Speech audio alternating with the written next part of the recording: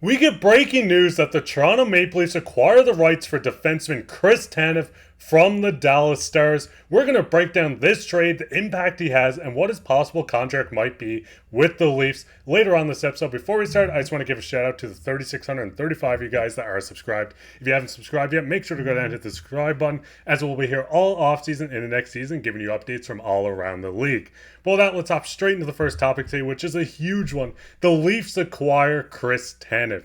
Now, we just seen this. This is breaking news. This was in the last 10 minutes. The Leafs acquire the rights to Chris Tanev from the Dallas Stars for a 7th round pick and the rights to Max Ellis's expiring contract. Now, Chris Tanev is a household name. He's been in the league for quite some time, starting in 2010 with the Vancouver Canucks, all the way up to 2023-24, playing with the Dallas Stars, where he was acquired from Calgary. We've seen 19 games, 1 goal, 4 assists, 5 points, a +6. He can block shots, he'll lay hits. This guy is an absolute warrior when it comes to hockey and playoff hockey. And Casey, what's your initial reaction to the Leafs getting Chris Tanev?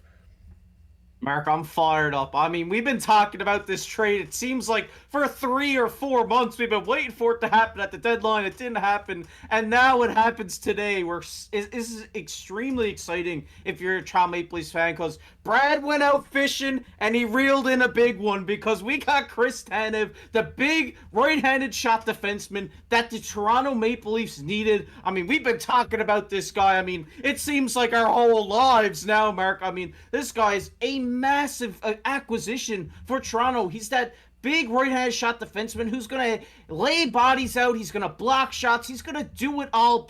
Do it all for the crest, for the Maple Leaf. I mean, this is big. If you're Montreal, if you're a Toronto fan today, you're extremely excited. If you're a Montreal fan, you're afraid to have this guy on the opposite side of the ring. Yeah, because the biggest thing is we see that Chris Tanev is from Ontario. Yes, he's 35. Yes, giving him a long-term contract might be a little scary, but the Leafs are in win-now mode. We see that this contract that he just came off was signed by no other than Brad Treliving. Brad's bringing back his guy. He wants him wearing the blue and white. He wants him on this team. He wants to give Morgan Rielly, the defenseman that he's never had to really play with. Obviously, we've seen guys come, go within this organization. Lyubushkin was the right-handed defenseman just last season in the playoffs for Morgan Rielly. Getting this guy in, a guy that has playoff experience, a guy that played 19 games with the Dallas Stars this year, 2 assists, +7, 73 blocks in 19 games, 30 hits, 9 takeaways, 9 giveaways. He's played quite a bit of hockey. We see just 2 playoffs ago with Vancouver, he had 1 goal, 6 assists in 17 games. If you're looking down this list, this is almost more hockey than anyone on the Toronto Maple Leafs has already played in the playoffs. So getting in this experience of right-handed shot, a guy that's going to be a warrior not only for the Leafs, but for Morgan Rielly to help him just develop his game even more, let him be more offensive, having this shutdown defenseman is going to be huge. And Casey, where do you think he really just plays within this lineup, making it to Toronto?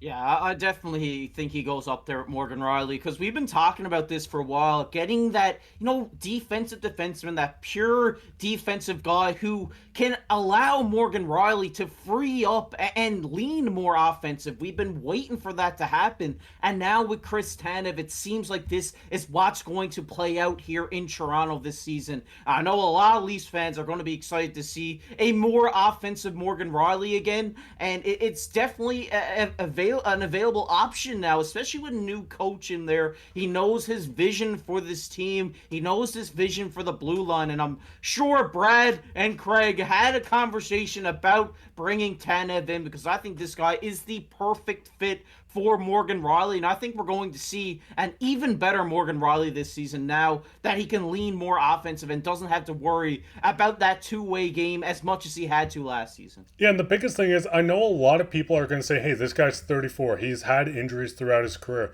Why are we going to pay him a bunch? But you just look at the playoff totals. You look at his current cap hit coming off a 4.5. You don't worry about right now. You worry about now and not the future, I meant to say. Yes, this might be a contract where they sign him for 3 or 4 years at $4 million per year. Maybe in the last year of this, it doesn't look good. But the Leafs have a window. They have Austin Matthews, William Nylander, John Tavares, Joseph Woll coming up. Like everyone, they have so many players on this roster. They have cap space to work with. Obviously, you can see the projected cap space is at $18 million. They still have UFAs, they have RFAs. They need a backup goaltender. But if you use about $3 to $4 million on a guy like Chris Tanev this offseason, you still are able to sign people like Tyler Bertuzzi, Max Domi. You have a lot to work with, but the defense was and what needed to be upgraded massively.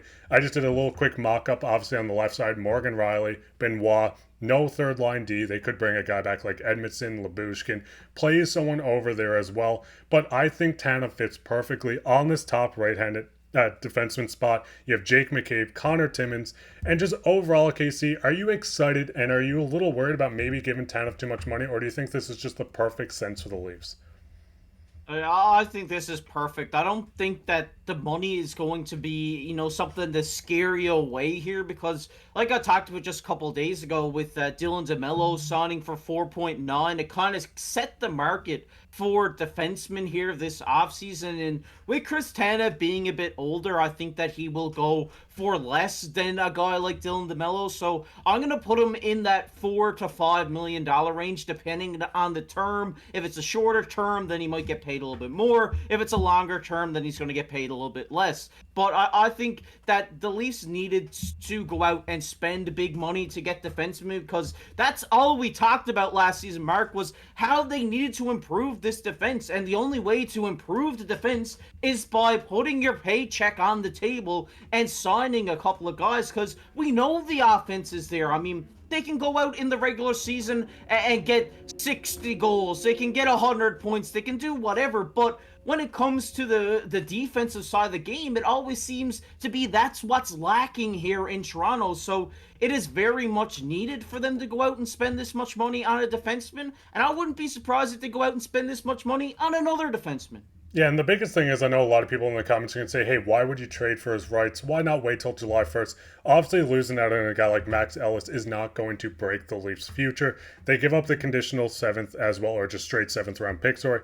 But this gives Brad Treliving, Brandon Primum, Shanahan, all these guys multiple days to work with to go out, get this deal done before he tests his free agency.